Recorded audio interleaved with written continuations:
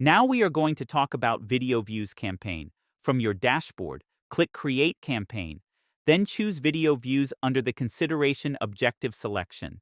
This objective optimizes for focus views, users who watch 6 or 15 seconds or interact with the video. This helps you maximize the play of your video ads and drive consideration by showing your ads to users who are more actively engaged. We can then scroll down to Settings where we can change the campaign name. Let's do this to VV1, and you can also have your campaign budget optimization selecting your budget, whether that's going to be daily or lifetime or whether you want to turn it off entirely. You can then hit Continue.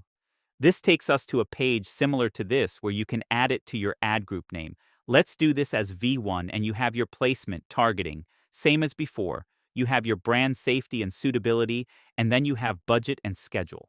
Now the budget can be allocated either daily or lifetime. The schedule can be planned.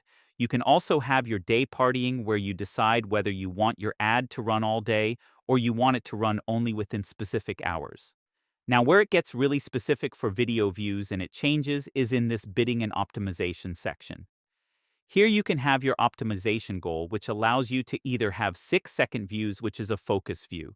Inside your bidding and optimization, you have your optimization goal, which has a focused view. From here, you can select either a 6-second view or a 15-second view.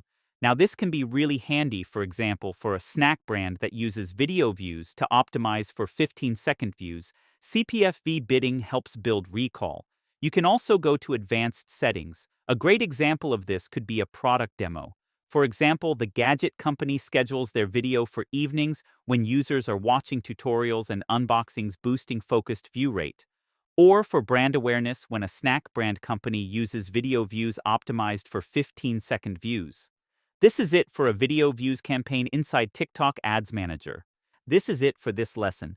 See you in the next one.